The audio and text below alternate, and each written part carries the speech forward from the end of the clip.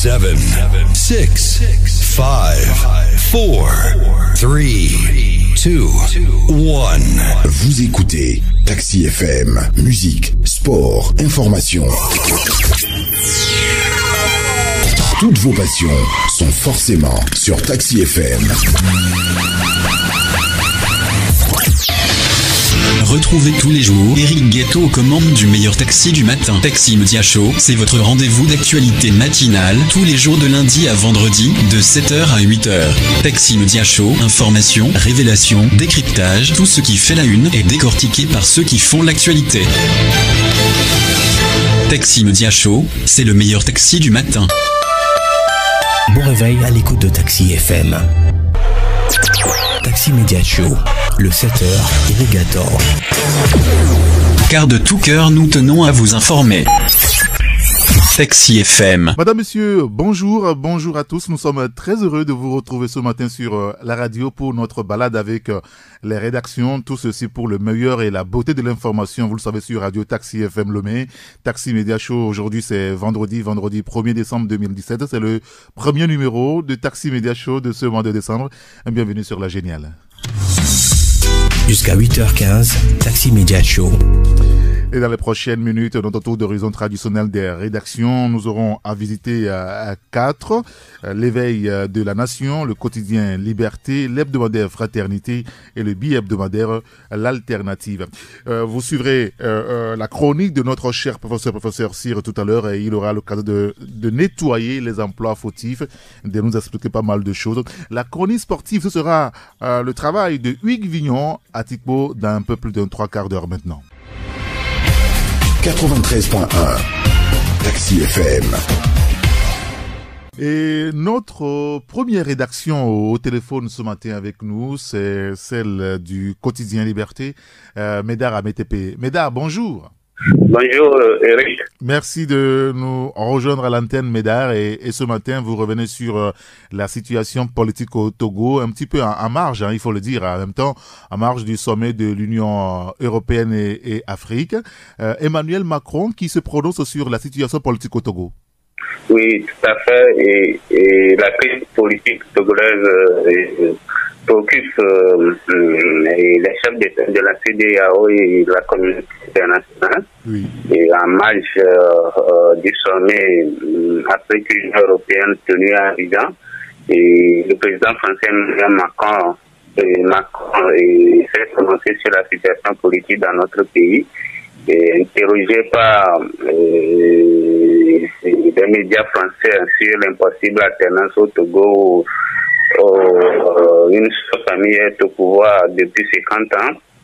Emmanuel Macron a souhaité que le peuple togolais puisse s'exprimer librement et allusion en fait à la répression déchaînée contre les manifestations et qui a fait plusieurs morts, des blessés, des déplacés. Et le président français a également souhaité que le cadre du pluralisme soit respecté, que les opposants puissent faire valoir leurs arguments et que les processus électoraux puissent faire objet de contrôle pour s'assurer de la vérité des urnes, et ce qui a toujours fait défaut dans notre pays. Et on aura constaté les réponses d'Emmanuel Macron sont empreintes de langue de bois, néanmoins elles ont le mérite d'être franches. Et en dehors de Macron, la situation dans notre pays a été également abordée par Alassane Ouattara et son homologue du Nigeria, Muhammadu Buhari, toujours en marge du sommet. Et les deux chefs d'État ont estimé que si la crise au Togo n'est pas réglée au plus vite, elle pouvait avoir des conséquences régionales. Et donc, pour eux, il est urgent de trouver une solution rapide à la situation dans notre pays. D'accord, très bien. En tout cas, on lira l'article à la page 3 ainsi qu'à la page 7 de votre journal Liberté ce matin. Vous revenez sur les manifestations de l'opposition, manifestations pour l'alternance au pouvoir, et l'élite togolaise qui est invitée à manifester son soutien à la lutte. Oui, des milliers de Togolais ont encore battu le pavé mercredi et hier, et à la tête de la coalition de l'opposition. Et outre les traditionnelles revendications liées au retour de la constitution de 1992, le vote de la diaspora ou encore la libération des personnes arrêtées lors des manifestations. Et la coalition tente de ratisser l'arc. Mercredi, elle a lancé un appel aux militants de l'UFC à rejoindre la liste. Et après la sortie de J.Chris Olipio demandant au régime de Pognassingbe d'accepter les fondamentaux de la Constitution de 1992. Et les leaders de l'opposition ont également lancé un appel à tous ceux qui hésitent encore et surtout aux forces de défense et de sécurité à les rejoindre. Hier, c'est à l'élite togolaise qu'ils ont tendu la main. Ils affirment que c'est un combat noble qu'ils mènent pour redresser le Togo et que l'élite ne doit pas rester en marge et se contenter de son confort journalier.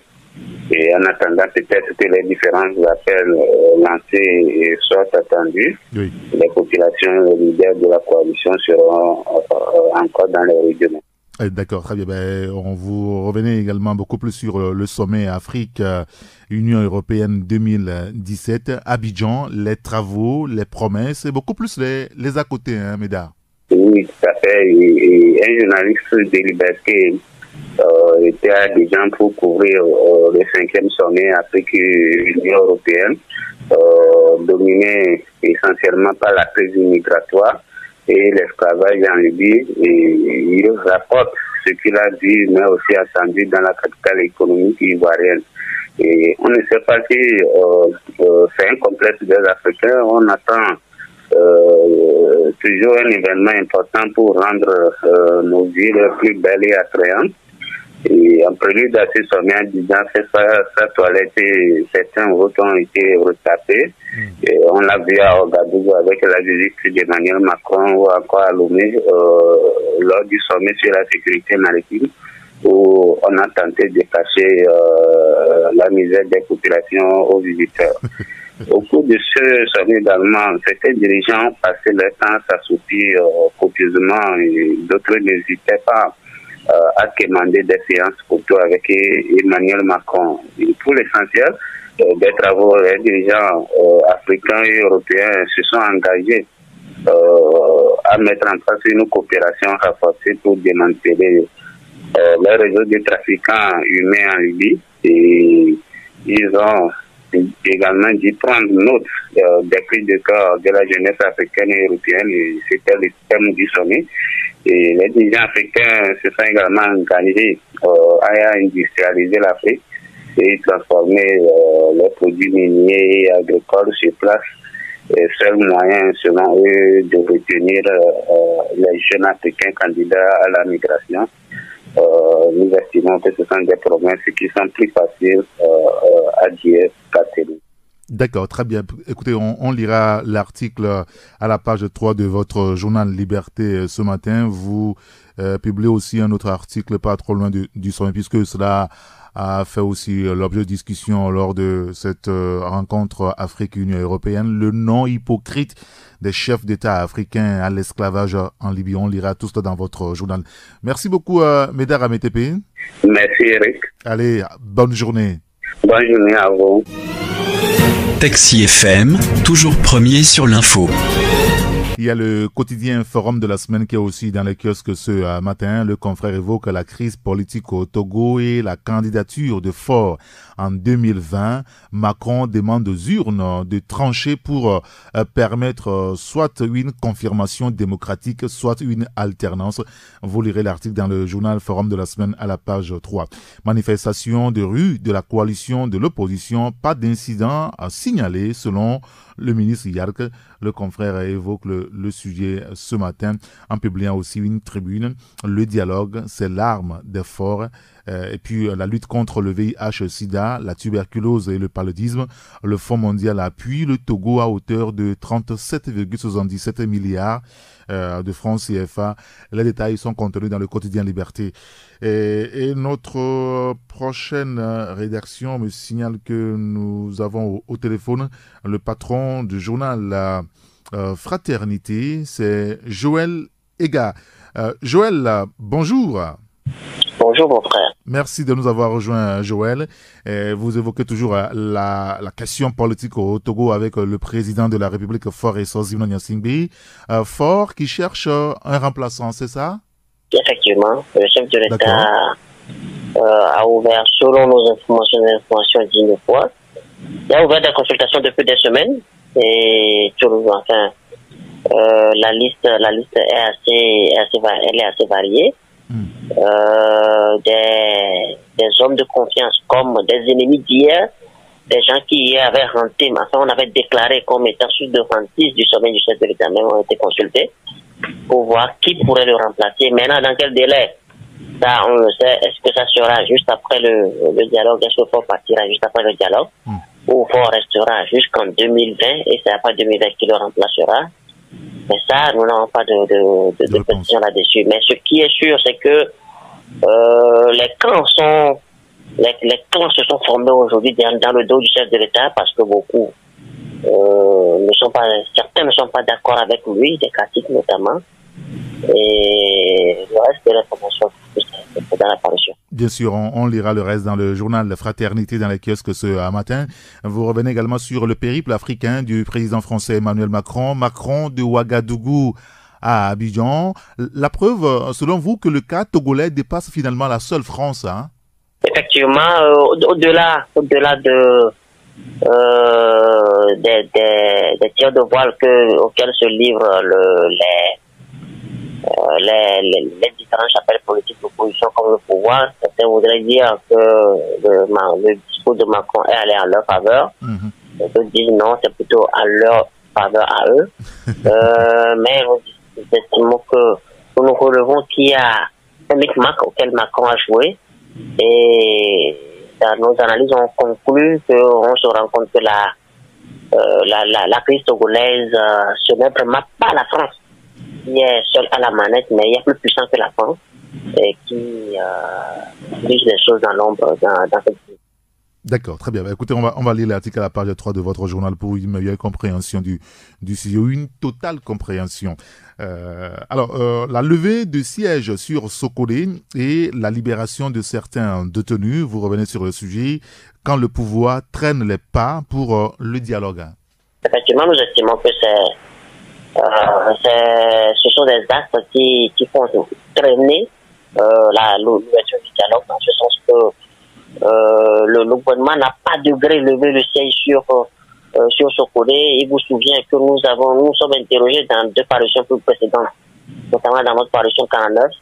Nous nous sommes demandé est-ce que le pouvoir attend toujours la pression de Paris et de Washington pour lever le siège sur ces villes. Effectivement, on a attendu la pression de Paris, mais est-il que ça fait partie des exigences que la coalition a demandé. La coalition estime que ce n'est qu'une portion de tout ce qu'ils ont demandé avant qu'ils n'aillent au dialogue. Donc, il faut en déduire que c'est le pouvoir plutôt qui traîne les pas pour l'ouverture du dialogue. D'accord. Et puis un autre sujet à évoquer rapidement avec vous, Joël, c'est par rapport donc à ce boycott du spectacle de l'artiste Gogoligo, l'humoriste.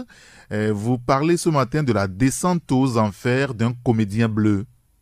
Effectivement, faut-il en rire ou en être triste? On se demande, mais voilà un comédien qui aujourd'hui doit chercher à ravaler tout ce qu'il a servi jusqu'ici au nom du bleu. Les exhibitions auxquelles il s'est livré au nom de ce parti, mais ça doit servir de cas d'école pour d'autres comédiens. Nous estimons nous souhaitons que le public puisse lui trouver situation atténuante, puisse lui trouver puisse lui accorder sa faveur et le reconquérir, puisqu'il est un peu plus produit du public togolais. Mais Gogoligo vient de faire une école qui n'oubliera jamais de sa vie. D'accord, très bien. On lira tous ces sujets dans votre journal Fraternité dans les kiosques ce vendredi. Merci beaucoup, Joël, les gars. Merci, mon frère. Allez, bonne journée, Joël. Et bonne journée à tous nos auditeurs. Toujours une longueur d'avance, toujours une longueur d'avance. Taxi FM. Il y a le journal Togo Réveil qui est aussi dans les kiosques ce matin. Le confrère évoque la crise togolaise vue du sommet UA-UE. Le président Macron a dit non à l'opposition togolaise et rejoint la position de l'Union africaine en confidentiel. Comment et pourquoi aucune autorité française n'a voulu recevoir Fabre à Tchadam et à Djamagbo à Paris. Le confrère fait la révélation dans le journal. C'est dans Togo Réveil ce matin. L'article c'est à lire à la page 2. Et sur Gilles Christ Olympio, dépassé par les événements au sein d'une union des forces de changement tiraillée entre UNIR et l'opposition, le vieux Guil jette l'éponge et s'éclipse de la scène politique, conclut le confrère l'éveil, Togo matin. Qu'est-ce que je raconte? Togo Réveil ce matin. Alors, et puis un autre sujet également sur l'OTR pour une coordination et une coopération efficace de lutte contre les stupéfiants. Vous lirez l'article dans le journal Togo Réveil dans les kiosques ce matin. Et c'est Sam Djabo qui nous attend au téléphone. Sam, bonjour. Bonjour Eric, bonjour aux fidèles passagères du plus beau taxi matinal sur la 93.2 à l'heure de Taxi Média Show. C'est parfait. Et je rappelle que c'est vous le patron de l'hebdomadaire L'éveil de la Nation. Ce matin, bien entendu, vous revenez également sur la position d'Emmanuel Macron par rapport donc à la crise togolaise, confirmation démocratique ou alternance. Emmanuel Macron, pas du tout favorable à l'opposition, c'est ça, hein? Oui, Eric, vous savez que le Togo connaît une crise depuis le 19 août dernier et dans l'une de ses sorties audio, le président du Parti national panafricain, Atchadam Tiki, lançait un appel à Emmanuel Macron pour qu'il s'implique personnellement dans la recherche de solutions à la crise togolaise. Alors, Emmanuel Macron, qui est resté silencieux depuis longtemps face à cette crise, même les tentatives de rapprochement des points de vue initiés par le président de l'Union africaine Alpha Condé et le président ghanéen n'ont pas suffi pour que tous les regards soient désormais tournés vers la métropole. Alors, Emmanuel Macron, en visite en Afrique, il a fait d'abord le tour au Burkina Faso. Ensuite, il était à Abidjan pour le sommet Union européenne-Afrique. Il a eu l'occasion de s'exprimer sur les chaînes françaises, notamment France 24 et RFI, où il s'est prononcé clairement, il a donné sa position sur la crise togolaise. Alors, au regard de l'envie que les leaders de l'opposition avaient de le voir prendre une position tranchée, Emmanuel Macron a plutôt été mitigé. Il a donné une position qui n'est pas totalement favorable à l'opposition togolaise, puisque l'opposition est en train de manifester en ce moment dans les rues. Aujourd'hui, elle observe un break pour continuer les manifestations demain. Et donc, Emmanuel Macron, dans ses propos, a dit clairement que c'est les urnes qui pourront départager les protagonistes de la crise togolaise. Il a incité ou bien il a encouragé l'opposition à saisir l'occasion des urnes et non l'attitude de la rue. Parce que, vous savez, l'opposition, dans les revendications, insiste que l'on retourne à la Constitution de 1992 ou carrément que le chef de l'État, l'actuel chef de l'État, quitte le pouvoir. Mais au niveau des partisans du pouvoir en place, premièrement, on a lorgné un référendum après l'adoption de l'avant-projet de loi par les députés. Oui. Et après, on parle de dialogue. Et dans le dialogue, ce qu'on met dans le dialogue, si on doit revenir aux fondamentaux de la Constitution de 1992, je suppose qu'il faut limiter le mandat présidentiel. Il faut limiter le mandat présidentiel. Et pour limiter le mandat présidentiel, avec le morceau, le bout de phrase qui disait qu'en aucun cas nul ne peut faire plus de 2 mandats, ça suppose que Faure Gnassingbé ne pourra pas se présenter aux élections législatives de 2020. Alors, Emmanuel Macron, dans son a dit clairement qu'il a insisté sur le processus électoral, qu'il a voulu transparent, pour que l'opposition puisse s'exprimer dans ce processus électoral, afin qu'on puisse avoir la confirmation démocratique ou l'alternance. Vous savez qu'au cours d'une élection, on a affaire à 2 solutions, ou bien 2 résultats, on obtient 2 résultats après une élection.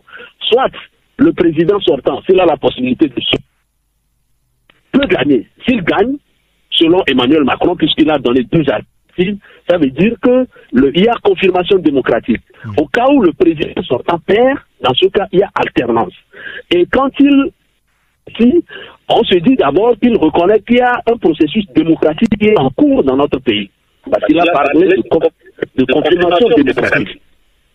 Ensuite, quand il parle de l'alternance, ça veut dire que l'opposition peut gagner. Mais qu'on soit dans un cas ou dans l'autre cas, c'est qu'il a incité l'opposition à se tourner beaucoup plus vers les urnes que les manifestations de rue. Donc, quand nous analysons un peu les propos d'Emmanuel Macron, on se rend compte que, contrairement au désir de l'opposition de voir le président français s'impliquer dans la crise togolaise pour donner des injonctions à Faure Gnassingbé, cela n'a pas été le cas. Il a plutôt parlé des urnes, il a plutôt parlé de confirmation démocratique, il a plutôt parlé de l'alternance.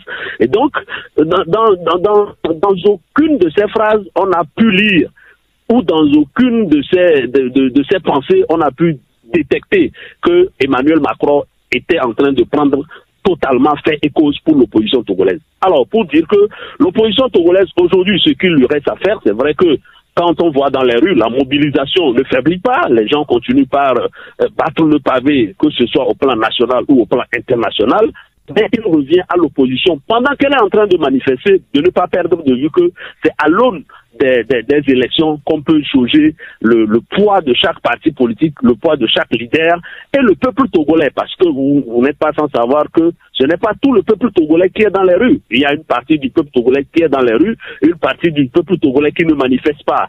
Même si les gens disent que les décomptes police fait n'est pas exactement les décomptes que les organisateurs des manifestations font, il faut que les urnes puissent départager les uns et les autres, et c'est à l'issue d'une élection qu'on saura si c'est les manifestants qui sont dans les rues, qui sont plus nombreux que les autres qui ne manifestent pas, ou ça sera le contraire. D'accord. Ben, écoutez, Sam, on lira le reste dans votre journal L'éveil de la Nation ce matin. Vous revenez également sur le cas de Gilles-Christ Olympio.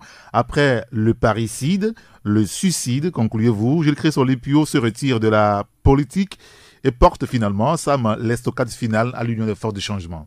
Oui, c'était mardi dernier que Gilles-Christ Olympio, le président national de l'Union des forces du changement, a décidé de se retirer de la vie politique. Il a dénoncé l'accord de gouvernement qui le liait avec le RPT, accord signé en mai 2010, accord à l'issue duquel il y a beaucoup d'avantages qui devraient revenir à l'Union des forces du changement, et l'accord prévoyait en quelque sorte ou en filigrane l'alternance pacifique en 2015. Alors, 7 ans après la signature de cet accord, pratiquement bientôt 8 ans, que cet accord a été signé, au niveau de l'UFC, il n'y a pas grand-chose à se mettre sous la dent. Et donc, le vieux 81 ans, il faut le rappeler, fatigué par la politique parce que cela fait des décennies qu'il est en train de s'opposer. On l'a même accusé de terrorisme. Après, il a été jugé par contumace parce qu'il n'était pas sur le territoire, on lui a fait plusieurs procès. Aujourd'hui, à 81 ans, Gilles-Christ Olympio décide de quitter l'arène politique.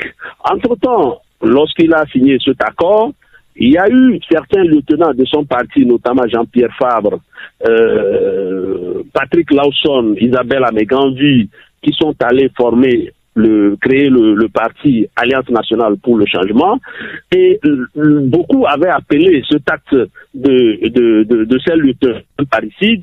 Surtout, le point d'orgue, c'est quand il a été lapidé au niveau de la presse comme un vulgaire monsieur, et ça aussi, les observateurs de la scène politique avaient vu des enfants qui étaient en train de vouloir assassiner leur papa. Mais aujourd'hui, on se rend compte que sur l'échiquier politique national, l'UFC, qui était pratiquement la deuxième force politique du pays après le RPT, on se rend compte que cette qualité-là, ou bien ce tatou-là, la vedette lui a été ravie par l'Alliance nationale pour le changement. Aujourd'hui, en termes de sièges au niveau du Parlement, c'est l'ANC qui est la deuxième force politique après UNIR. Et donc, quand on voit tous ces résultats, le vieux, il ne peut pas être encouragé par ce résultat. Non seulement sur le terrain, il ne pèse pas grand-chose, mais aussi son partenaire qui est censé lui faire les yeux doux, on ne le regarde presque pas. Les postes qu'on lui a promis, les postes d'ambassadeur, de directeur de société, directeur centraux, tout ça là, il n'a pas eu grand-chose. Et donc, après ce parricide qu'il a eu, lui-même décide finalement de se retirer de la politique. Or, pour qui connaît le fonctionnement de l'UFC, comprendra que c'est Gilles-Christ Olympio qui fait tout, qui met les moyens et qui a du charisme pour diriger ce parti. Aujourd'hui, qui décide de se retirer, on se demande ce que deviendra l'union des forces du changement. Et maintenant, quand on voit tous ces lieutenants qui sont restés avec lui, on voit les Elliot Orin, les Jean-Claude Omao, Dr Simongou, Brin Diabaté, tout ce beau monde-là, qui parmi eux pourra véritablement diriger l'Union des forces du changement après le retrait de Gilles-Christ Olympio. Donc nous avons parlé de parricide, on avait parlé de parricide quand les Jean-Pierre Fabre étaient partis, mais aujourd'hui c'est le géniteur même du parti qui décide de lui porter une estocade finale. Donc on a parlé de parricide et aujourd'hui on assiste à un suicide. D'accord, très bien. Bah, écoutez, on lira votre article et puis vous revenez également sur l'impôt sur le revenu des transports routiers. L'OTR qui lance le M-Tax pour le paiement des impôts via ou par T-Money, par T-Money. Oui, vous savez, T-Money, c'est un produit de Togo Cellulaire qu'on ne cessera jamais de vanter, tellement qu'il a facilité la vie des Togolais. Pour qui est souscrit à T-Money comprendra qu'avec T-Money, on peut désormais tout payer, même les abonnements des chaînes Canal, le paiement des factures d'électricité et d'eau. Vous pouvez le faire depuis votre salon. Vous n'avez plus besoin de vous déplacer pour aller en agence pour le faire. Et aujourd'hui, T-Money se transporte carrément dans le paiement des impôts. Donc, de concert avec l'OTR, il vient d'être le 29 novembre dernier. M-Tax qui est ce produit de l'OTR avec Togocel pour permettre aux transporteurs routiers de payer facilement leurs impôts sur revenus des transports routiers, IRTR, on a appelé ça comme ça. Donc, nous avons fait l'article pour sensibiliser ou bien pour informer les conducteurs de taxi, les conducteurs moto, que désormais, à partir de ce produit de OTR, de concert avec Togocel qu'on a appelé M-Tax, ils peuvent, depuis leur mobile, payer facilement leur impôt sur revenu du transport routier. Très bien, on lira tous ces sujets dans votre journal L'éveil de la nation dans les kiosques ce matin. Merci beaucoup, Sam Diabo. Merci Eric, bonne émission de 11h. Merci beaucoup, à bientôt. Merci, au revoir.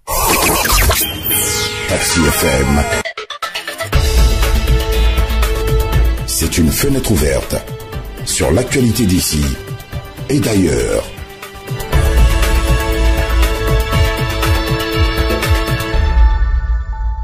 Il y a le journal Le Canard Indépendant qui est aussi dans les kiosques ce matin avec une interrogation. Gilles-Christ Olympio, la fin. Qui pour le remplacer à la tête de l'UFC, vous lirez l'article dans le journal à la page 3. Et cette interview également de Brigitte Adjamagbo Johnson dans les colonnes du journal Le Canard Indépendant. Nous devons faire notre devoir. La communauté internationale ne fera que nous accompagner. Vous lirez sa réaction dans le journal. Et puis la crise politique au Togo, Yark souffle sur la braise. De quoi s'agit-il exactement? Les détails sont dans le journal. Et puis également à Université de Lomé, professeur Doji Komlan Kokoroko au cœur de grands changements, notre confrère. Et puis sur la politique à Côte d'Ivoire, la diaspora togolaise veut l'alternance. Vous lirez les détails dans le journal Le Canard Indépendant. Et nous avons notre dernière rédaction, la 4e rédaction ce matin au téléphone avec nous, c'est celle du billet demandé l'alternative et Ferdinand a été au téléphone. Ferdinand, bonjour. Bonjour Eric. Et vous aussi, vous parlez de Gilles-Christ Olympio ce matin. Gilles-Christ Olympio, un acte majeur qui fragilise finalement Faure Gnassingbé.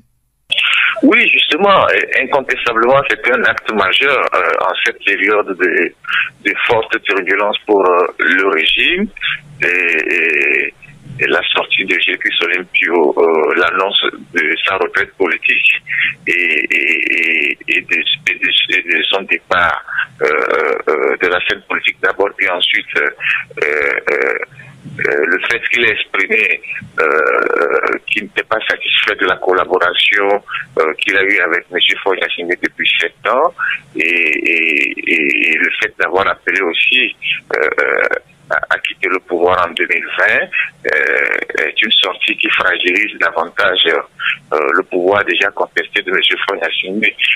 On ne peut pas ne pas analyser cette sortie sous ce prisme-là parce que, vous savez, Gécus lui-même, il a entre-temps perdu de sa popularité, il n'en demeure pas moins un symbole sur plusieurs aspects ou sur plusieurs angles, et donc c'est ce symbole-là qui a servi de paravent ou d'allié au régime et qui permet au régime de dire, écoutez, on a fait un grand pas, on a signé la paix des braves, et aujourd'hui que lui aussi quitte le navire en pointant du doigt le non-respect des accords par le régime, ce régime que les autres accusent toujours de n'avoir jamais respecté sa parole, c'est un acte fort qui fragilise davantage Faure-Gnassingbé. C'est sous cet angle-là qu'il faut voir cette sortie de M. Olympio, une sortie qui doit être certainement la conséquence de plusieurs conciliabules en interne qui n'ont pas abouti, parce que dès le début de la crise, selon nos informations, M. Gécus Olympio était le premier à parler avec M. Faure-Gnassingbé, à lui dire il faut s'exprimer, il faut calmer le peuple, il faut prendre des décisions courageuses. Et ils se sont vus à plusieurs reprises, M. Faure-Gnassingbé n'a pas bougé, et je crois que le vieux leader a tiré la conclusion comme quoi, bon, écoutez, son allié d'en face ne veut pas vraiment changer, ne veut pas vraiment faire bouger les lignes. Alors il a fait cette sortie-là, une sortie très, très, très, très symbolique, puisque c'est bien réfléchi et calculé. Il annonce sa retraite politique, c'est-à-dire qu'il quitte l'arène. En même temps, il demande à son allié aussi d'en faire de même au terme de son mandat. D'accord, très bien. Et vous parlez aussi de la mobilisation qui continue dans les rues, hein. L'opposition qui a appelé à 3 jours de manifestation, mercredi, hier, jeudi et demain, samedi. Et cette déclaration finale de la campagne Tournons la page que vous publiez ce matin, dans laquelle on dit « L'avenir de la jeunesse africaine, c'est l'alternance démocratique ». On lira tous ces sujets dans votre journal L'Alternative. Et ces cas de factures impayées que vous relevez ce matin, Ferdinand, le Trésor public, à vos yeux, asphyxie les prestataires, hein? Oui, justement, entre les prestataires de services et le trésor public, l'ambiance n'est pas une grande entente à cause du non-respect des engagements par le trésor public. Vous savez que l'État n'a pas une boutique quelque part où il s'approvisionne. C'est les fournisseurs qui livrent tout, les consommables, les papiers, même les engins roulants et tout. Et donc, ces fournisseurs sont livrés à l'État depuis plus d'1 an, depuis 2016, et depuis cette date-là, les factures qui sont payées au trésor ne sont pas payées. Et ces fournisseurs ont pas mal de problèmes. Au vu de la situation, il y a certains qui ne peuvent plus mener leurs activités, certains ont bradé leurs biens, d'autres ont vu leur maison saisie par les institutions de microfinance ou les banques parce qu'ils ont fait des prêts pour pouvoir livrer ces marchandises à l'État, et puis d'autres ne peuvent même pas continuer à travailler parce qu'ils ont été redressés par l'OTR. Et donc la situation est intenable pour ces prestataires qui sont totalement asphyxiés et aujourd'hui ils ne comprennent pas cette position du Trésor qui ne veut pas régler les factures. Et donc nous avons approché le directeur général du Trésor, la rédaction l'a eu au téléphone, qui a donné quelques explications sur ce qui se passe actuellement, notamment le fait qu'il y a encore des factures qui ne sont pas payées, mais le directeur a dit qu'il y a pas mal de factures qui ont été payées. C'est vrai qu'il en reste certaines qui seront réglées d'ici la fin de l'année, parce que son institution se prépare à lancer une obligation de trésor pour récolter de l'argent sur le marché régional. Et puis ensuite, les prestataires parlent aussi de corruption, c'est-à-dire que pendant que certains ne sont pas payés, d'autres réussissent à passer par les mailles du filet, à se faire payer contre des retours-commissions des agents du trésor. Le directeur a n'était pas au courant, mais que s'il y a des cas comme ça, on peut passer le signaler même sous couvert de l'anonymat. Et donc, la situation préoccupante des prestataires fait qu'aujourd'hui, ces messieurs et dames ne peuvent plus mener leurs activités Et donc, nous sommes revenus ce matin sur ce dossier pour appeler les uns les autres à tenir à leur engagement. D'accord, très bien. Et puis, vous soulignez aussi le cas de Tony Blair Institute. Encore une trouvaille. En tout cas, ça, on le lira directement dans votre journal. Et puis, le sport avec les comptes de la CAN 2017. Ferdinand, on vole d'édition en édition. C'est la conclusion. Hein. Ah oui, les CAN passent, le phénomène de gestion reste le même. On demande aux populations de coûter de l'argent, on prend de l'argent un peu partout, on met des comités de gestion en place, et au bout du compte, on a des difficultés à faire la situation.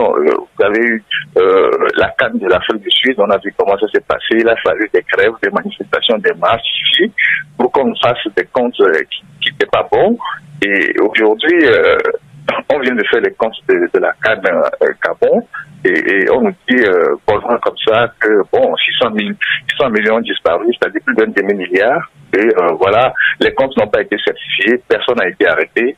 C'est comme ça le Togo. Et l'année prochaine, ou je ne sais pas quoi, la prochaine CAN, on demandait encore aux entreprises, aux citoyens de cotiser. On va gérer, on va voler l'argent et puis bon, la vie continue. Voilà, on mène l'impunité au Togo. Et donc, nous avons tenu ce matin à relever cet aspect après la sortie du comité de gestion par le ministre, le président de la fédération et les membres de ce comité-là. D'accord, très bien. Ben, on lira tous ces sujets dans votre journal, l'alternative dans les kiosques ce matin. Merci beaucoup, Ferdinand Haïté. Merci, Eric. Et à bientôt. Ah oui, à plus tard. Sur Taxi FM, l'info roule. Le dernier journal avec nous ce matin, c'est le journal hebdomadaire La Lanterne. Pascal Bodjonan, un animal politique redoutable, s'exclame le journal, probable prochain Premier ministre de la transition. C'est ce que le confrère La Lanterne a écrit. Vous lirez l'article à la page 3 pour une meilleure compréhension. Sortie médiatique de Gilles Christ Olympio, un coup de poignard dans le dos du pouvoir en ces moments de vives manifestations politiques, écrit notre confrère. Tikpi Achadam à Sokode mercredi dernier, le leader du PNP a reçu un accueil chaleureux de la part des populations sorties massivement à sa rencontre.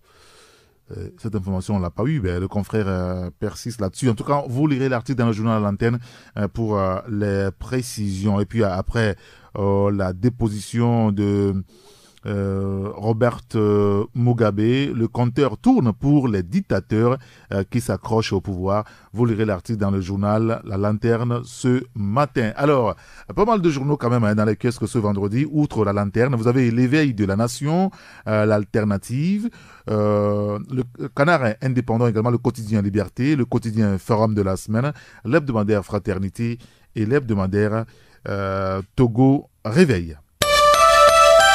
Bon réveil à l'écoute de Taxi FM. Depuis plus de 2 ans, ils sont des milliers à poster leurs histoires sur la page Facebook. Ils arrivent de partout, certains déçus et frustrés, d'autres préoccupés et en proie au doute. Mais une chose les identifie tous, ils repartent toujours avec des solutions, heureux et beaucoup plus sûrs d'eux-mêmes. Les témoignages en disent long. Eux, ce sont les Intimanatois et Intimanatoises, c'est-à-dire vous. Bienvenue dans Intimanite saison 3 sur Taxi FM avec Diane, la thérapeute de vos cœurs. Bonjour Diane. Bonjour Alain. Alors, c'est quoi la fiche Intimanite de cette 3e saison? Eh bien, tapis rouge, correspondance, trucs et astuces, amoureusement votre, parfum de femme, intime appel, tout y est en tout cas, avec bien sûr de petites surprises qu'on ne dévoile pas encore. Cool. Alors rendez-vous tous les vendredis de 21h à 22h45 sur Taxi FM. Oui, à vendredi.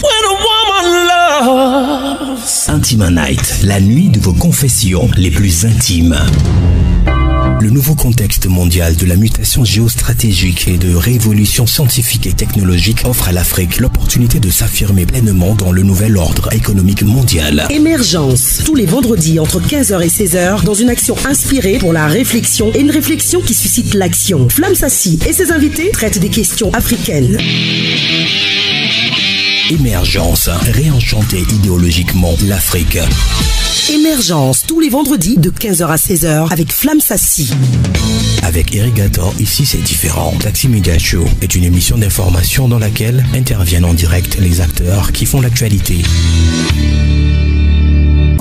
Taxi FM, la seule radio d'information continue.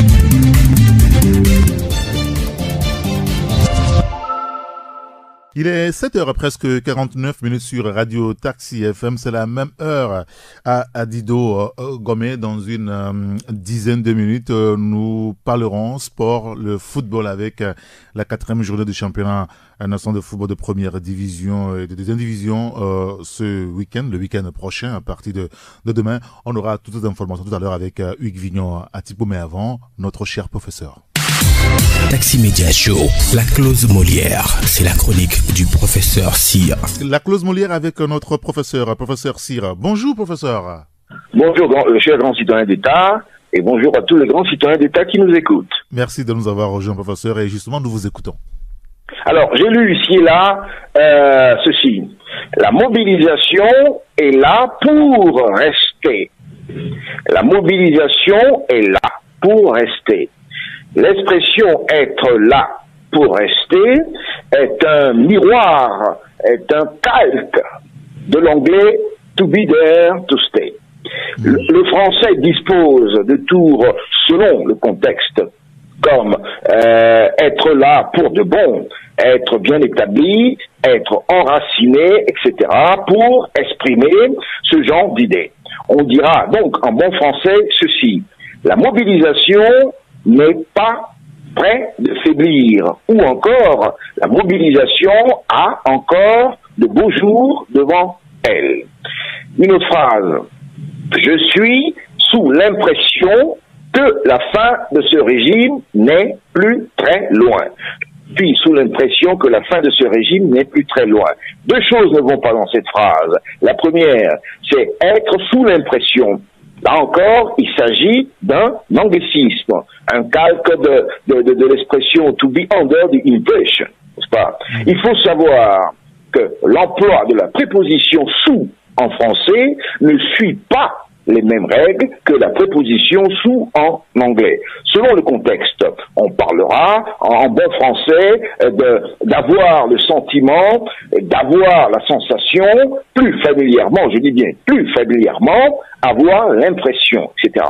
La deuxième chose, c'est la partie de la phrase, la fin de ce régime n'est plus très loin. En bon français, on reformulera à toute la phrase de la façon suivante: j'ai le sentiment que la fin de ce régime est proche. C'est simple, c'est court et c'est correct.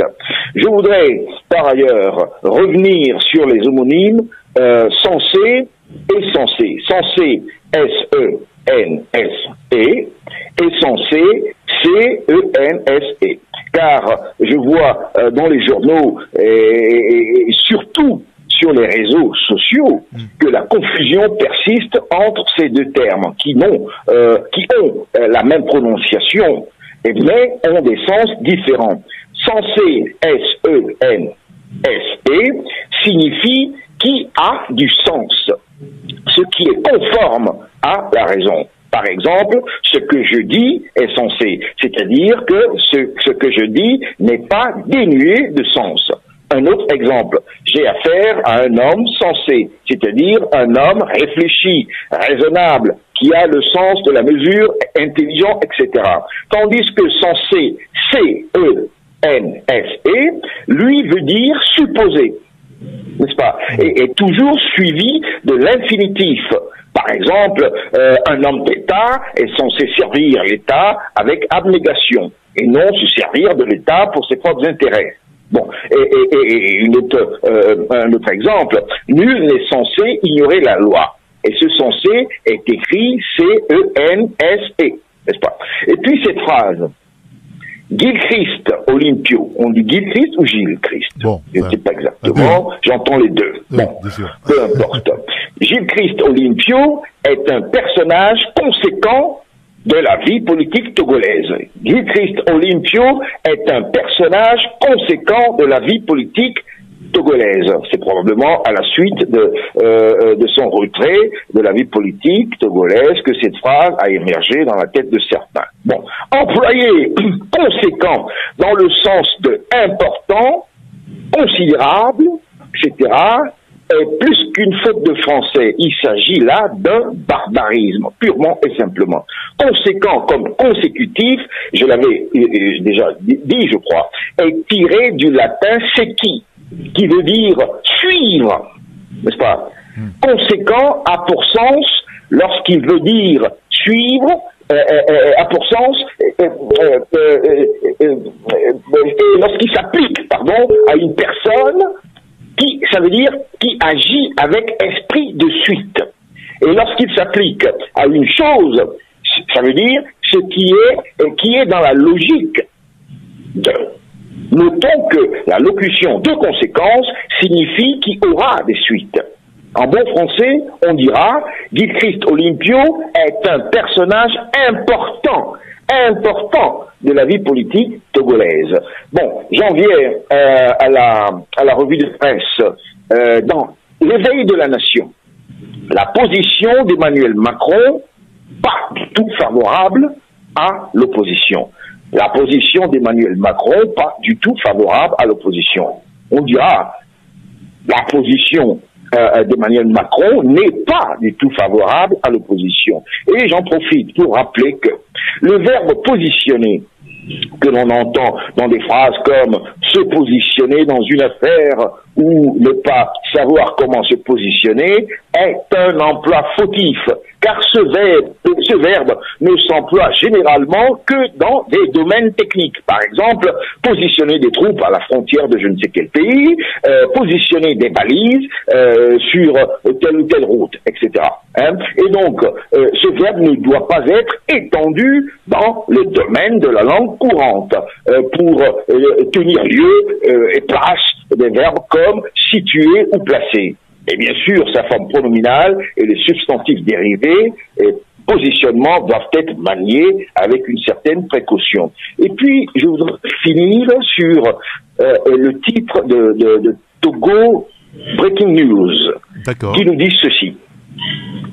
C'est ce jeudi que s'achève à Abidjan le 5e sommet Union africaine-Union européenne. Les chefs d'État présents profitent de l'occasion pour s'échanger, je le répète. C'est ce jeudi que s'achève à Abidjan le 5e sommet de l'Union africaine, Union européenne. Les chefs d'État présents profitent de l'occasion pour s'échanger. Ah bon, bon. Donc, il faut en déduire que M. Faure-Gnassingbé s'est échangé contre Ali Bongo. Ouattara contre le président du Faso, ainsi de suite. En définitive, le Togo a désormais comme président de la République Ali Bongo. C'est le sens réel de la phrase, ce titre de Togo Breaking News. Et on ne peut pas en déduire autre chose, parce que grammaticalement, c'est ce que ça veut dire. C'est pourquoi il faut faire attention, décidément attention au sens des mots. Le verbe échanger est un verbe qui se traite, qui se manipule, qui se manie avec précaution parce qu'il a des sens bien clairs. Et ça, je n'ai de cesse de le dire. Voilà, j'en ai terminé, monsieur le grand citoyen d'État. Très bien, c'est noté, professeur. Merci pour votre disponibilité à être avec nous tout le matin, enfin presque.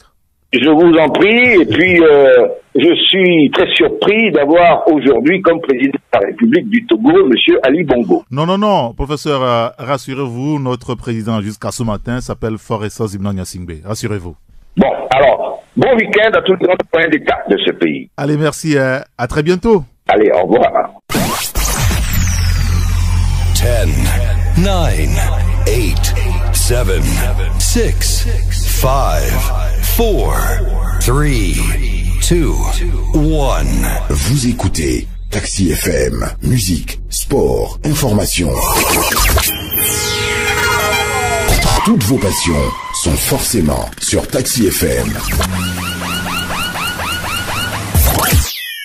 La chronique des sports avec Hugues Vignon Atikpo qui nous a rejoint en studio. Hugues, bonjour. Bonjour Eric Gâteau. Alors, merci d'être avec nous ce matin. Nous allons évoquer le championnat au plan local, mais d'abord le grand événement de ce vendredi, c'est le tirage au sort de la Coupe du Monde 2018 de football. Oui, ce tirage au sort aura lieu donc ce vendredi à Moscou. Et si l'événement est attendu par l'ensemble de la planète du football, l'organisation des groupes va connaître pour cette édition de nouvelles modifications. Alors, vendredi en fin d'après-midi, on y verra certainement un peu plus clair sur donc, les 8 poules de cette phase finale du mondial russe. Le tirage au sort aura lieu à Kremlin, au Moscou, aux alentours donc, de 16h.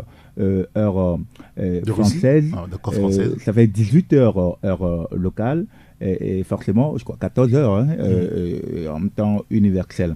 La cérémonie sera notamment présentée par l'ancien international anglais Gary Lineker, assisté de Nikita Simonian, gloire du football soviétique au lendemain donc, de la Seconde Guerre mondiale. Alors il faut rappeler également que les maîtres de cérémonie seront notamment accompagnés de 7 assistants, tous champions du monde, ou représentant un pays qu'il a été, dont on peut citer entre autres le Ballon d'Or France Football 2006, Fabio Cannavaro, Diego Maradona, Carles Puyol, Gordon Banks, Cafu, Diego Forlán et autres Laurent Blanc. Autrement dit, on aura des sommités à ce tirage au sort. Alors, il est important également de rappeler le mode d'emploi de ce tirage au sort. Les 32 nations qualifiées sont reparties en 4 chapeaux. Exception notable pour cette édition, ces 4 chapeaux sont pris en compte en fonction du classement FIFA du mois d'octobre de 2017 et non plus en fonction de la zone géographique. Ainsi, le premier est composé de la Russie et des 7 meilleures nations du classement, dont la France. Le deuxième chapeau des 8 suivantes et ainsi de suite, de sorte à répartir donc les 32 équipes en 8 groupes. Certainement qu'on suivra avec de très près ce tirage au sort de la Coupe du Monde qui aura lieu en Russie, on le rappelle, au mois de juillet prochain. Bien entendu, et nous on aura le plaisir de revenir là-dessus. Déjà ce soir, vous en parlerez dans votre émission Plateau Foot Europe, et puis après demain, on reviendra là-dessus avec d'autres confrères. Retour au Togo maintenant avec la 4e journée du championnat national de football de première division qui est au programme ce week-end.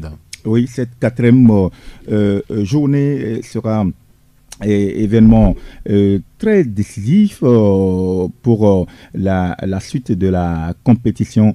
On notera également quelques rencontres, notamment le duel qui attend le Dynamique togolais, qui sera à Lavier pour y défier Kotoko de la localité, alors que le choc de cette journée va opposer au stade JCA d'Agbenivé l'Est au OTR à l'Est Togoport de Lomé, une confrontation attendue, d'autant plus que l'Est Togoport de Lomé a retrouvé de la verve ces derniers temps. L'Est Togoport qui semble oublier la défaite de la première journée enregistrée donc par devant Espoir de Zion. Mais il faut rappeler que cette 3e journée de championnat national de football de première division a eu lieu mercredi voilà. Avec des fortunes diverses finalement pour les différentes équipes, et on retiendra que Semassi de Sokoré est désormais seul aux commandes de ce championnat, puisque Semassi a littéralement battu Espoir de Zio 3-0. Il faut dire que l'apprentissage en première division commence par être difficile par l'équipe d'Espoir de Zio. Gomido de Kwalimé a réalisé aussi la meilleure performance de cette journée en battant Kotoko de Lavier sur le score de 3-0. L'Est Togoport de Lomé bat Fouadan sur le score de 2-0 avec un doublé de Kisibo Orunede, le fer de lance de cette attaque de l'Est Togoport de Lomé. A noter que Bikenti n'a pu réaliser, si on peut le dire ainsi, l'exploit de la saison précédente face à Maranatha, puisque Maranatha est allé arracher un point précieux à Bassa devant l'équipe de Bikenti sur le score de 1-0. Non, alors, un but partout. Un but partout, autant pour moi. Alors, Dito s'impose devant la SOTR 1-0 dans le choc de cette 3e journée grâce à un somptueux coup franc de Mani Sapol qui permet donc aux militaires de s'imposer 1-0 et d'arracher les 3 points. Forcément, déception dans les rangs de la SOTR. Nieni Sebabi, l'entraîneur du club de l'Office que nous écoutons. Le match dans son ensemble, je pense que les deux équipes ont montré le football cet après-midi. Dito a joué sur sa force qui est le coup franc, toujours par Mani Sapoul. Je pense que le gardien s'est mal positionné. Mais certes, on a fait un football, on a essayé de revenir au score. Mais la défense de Dito est restée toujours ferme.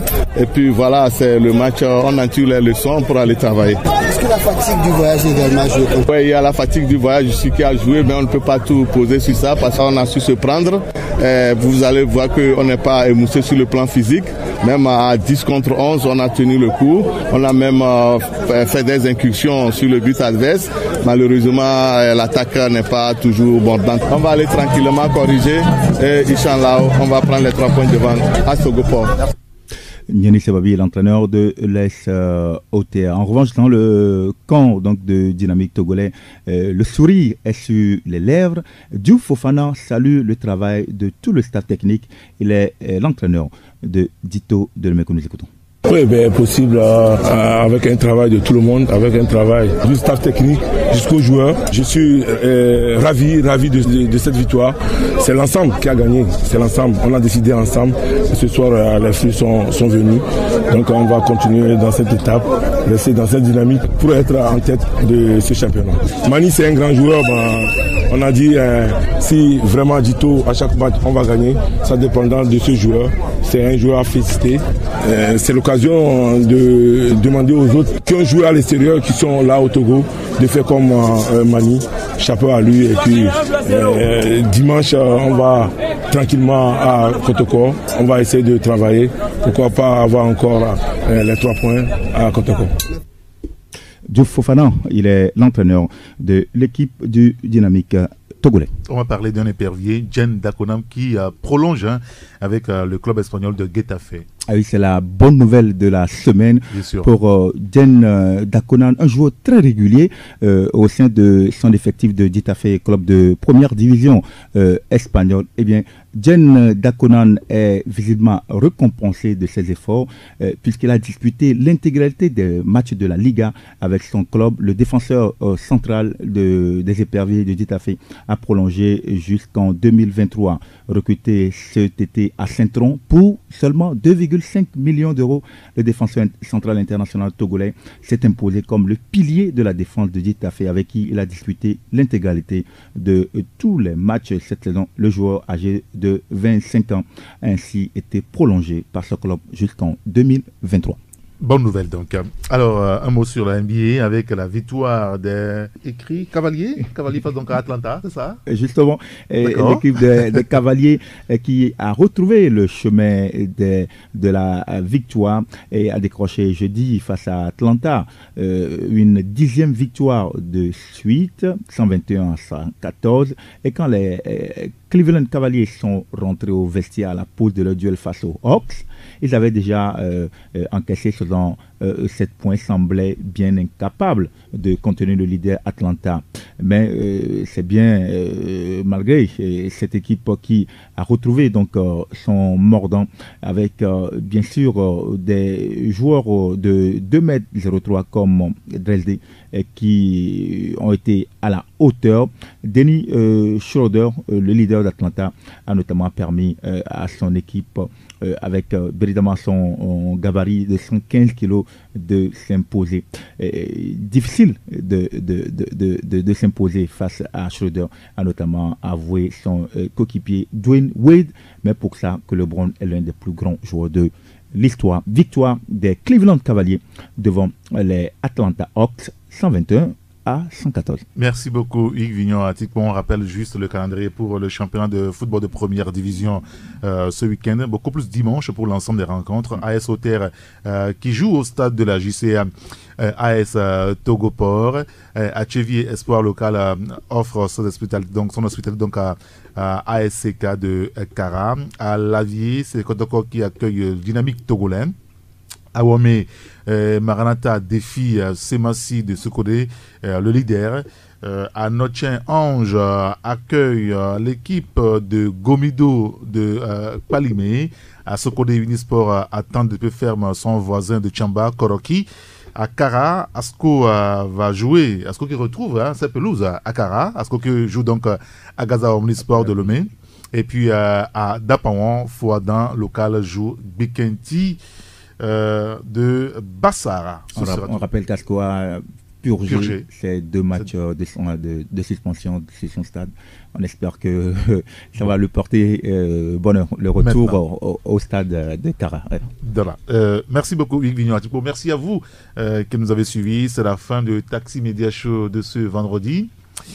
Le dernier numéro de la semaine qui, curieusement, est le premier numéro de ce mois de décembre. Merci de nous avoir suivis.